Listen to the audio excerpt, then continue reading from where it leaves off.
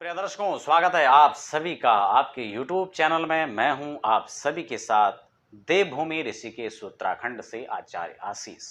अध्यात्म और ज्योतिष की इस यात्रा में आप सभी का बहुत बहुत अभिनंदन। देवभूमि ऋषिकेश से आइए हम फटाफट आज चर्चा कर लेते हैं आज के बिंदु पर।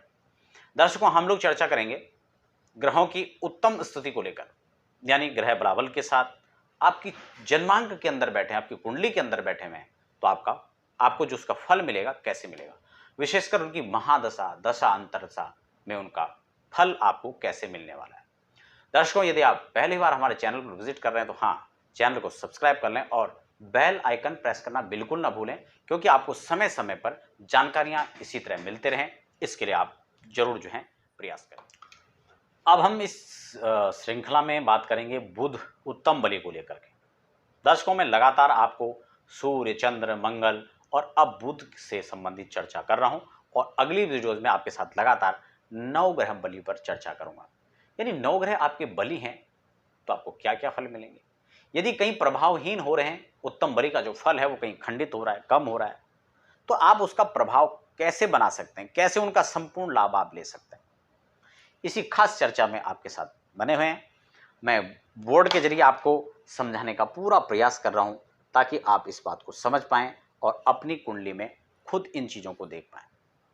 आप अपनी जन्म कुंडली खुद निकाल सकते हैं, फटाफट मेरे साथ देख सकते हैं। बुध उत्तम बलि चर्चा हम लोग करेंगे, लेकिन बुध की उत्तम बलि स्थिति कुंडली के अंदर है तो उसकी आपके जीवन काल में तो बुध अपना प्रभाव दिखाएगा ही, लेकिन साथ साथ में उसकी महादशा आने पर या अंतरदशा जब आती है उस कालखंड में आपको बेहद, उस समय में आपको लाभ प्राप्त होगा। अब हम उत्तम बलि बुध की हम चर्चा करें, लेकिन उससे पहले मैं आपको बता देता हूं कि बुध अगर आपकी कुंडली में उत्तम बलि होकर बैठेंगे तो लाभ क्या क्या मिलेगा, क्या फल रहेगा। क्या आपकी कुंडली के अंदर बुध उत्तम बलि हैं या नहीं है, इस चीज के कुछ लक्षण आपकी कुंडली के अंदर देखे जा सकते हैं, आप में देखे जा सकते हैं। बुध आपकी कुंडली में कैसे हैं ये आप खुद भी देख सकते हैं। यदि आपकी कुंडली में बुध निर्मल हैं, कमजोर स्थिति में बैठे हैं, तो आपको दंत रोग की समस्या होगी। अब एक स्टेज में आकर के तो स्वाभाविक है कि दांतों में प्रॉब्लम्स हो जाते हैं, लेकिन अक्सर स्टार्टिंग अवस्था में देखी जाए और यानी युवा अवस्था में देखा जाए, बालपन में देखा जाए, तो ये प्रॉब्लम्स क्यों आ रही हैं, नस नाड़ियों से संबंधित जो समस्या हैं यहां पर बुध उत्पन्न कर सकता है।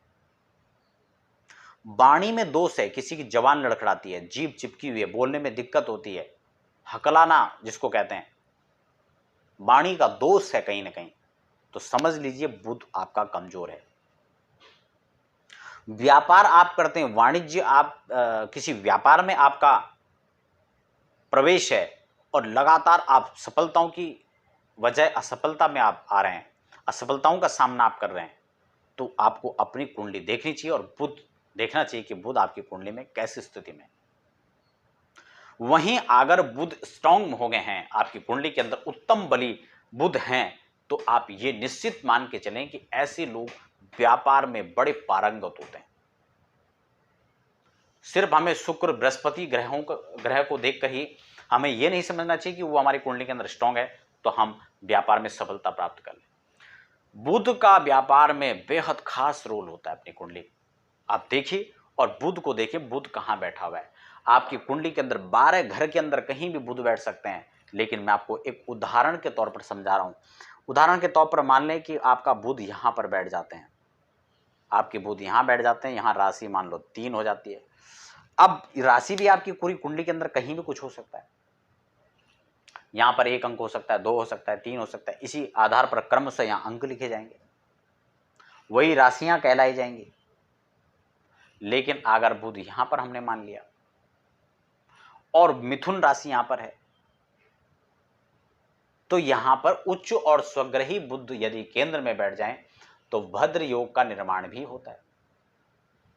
लेकिन फिलहाल हम बात करें कि ये बुध यहां पर बैठ जाते हैं तो ये उत्तम बलि होंगे, और उत्तम बलि बुध यहां पर क्या रिजल्ट उनका रहेगा जीवन काल में देखें या फिर विंशोत्तरी महादशा हो या अंतरदशा कालखंड में हो, ऐसे में बुध आपको यहाँ पर व्यापार में तरक्की, लगातार जहां आप सफलता नहीं प्राप्त कर पा रहे थे, ऐसे में आप इनके अपनी कुंडली में स्थिति को देखें, निर्बल हैं तो उसके उपाय कीजिए और फिर अपने जीवन में आप एक नई स्थितियों को देखें, एक नए चढ़ाव की स्थिति को, एक नई सफलता को, एक नई उमंग के साथ आगे बढ़ने का आप खुद देखेंगे कि बुध हमारे इस स्थिति में है, हमने ये उपाय किए और ये हमें फल मिला।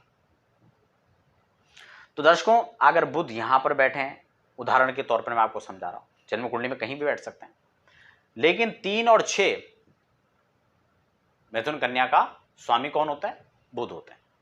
अगर ये इस स्थिति में बैठे हों, या फिर इसके अलावा जैसे कि यहां पर ये मान लें कि हम चौथे और 10वें में, 10वां घर चौथा यही हो गया, 5 6 7 8 9 और 10, 10वें घर में 4 और 10 घर में, अगर यहां पर 4 और 10 घर में बैठते हैं तो हम इसको कारक भाव भी कहते हैं।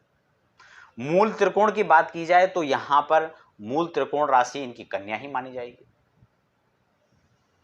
तो अगर ये 3 6 के अंदर कहीं बैठे, यानी तीसरी और छठी राशि, ये इसका उच्च भी है, स्वग्रही भी है और आपका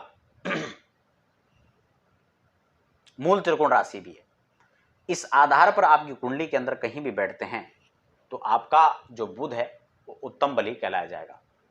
खासकर हम भाव के हिसाब से बात करें तो जो केंद्र होता है 1 4 7 और 10, अगर उदाहरण के तौर पर इन्हीं घर में उच्च होकर के बैठे हों, ये स्वराशिगत बैठे हों, तो उत्तम बली यहां कहलाया जाएगा।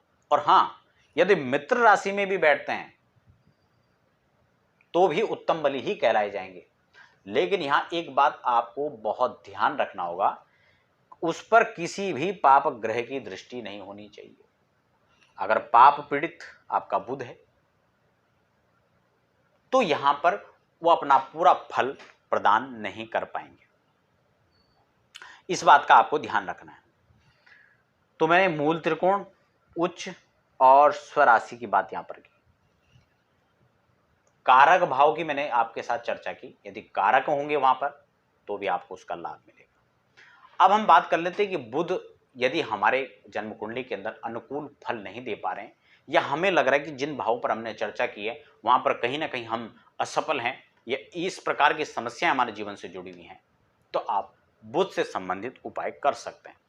बहुत ही छोटा और सरल उपाय मैं आपको बताऊंगा। आप जन्म कुंडली में आप सलाह लेकर के, रत्न सलाह लेकर के आप रत्न धारण कर सकते हैं, उसका रत्न पन्ना होता है। उसके अलावा सबसे सस्ता और अच्छा इलाज मैं आपको एक उपाय बताऊंगा। आप अपने जीवन काल में एक आंवले का वृक्ष जरूर लगाएं और गणेश जी की पूजा आप करते रहें। दर्शकों, ये थी खास चर्चा। हमें दीजिए इजाजत, आप बने रहें अध्यात्म ज्योतिष पर। आप सभी का धन्यवाद।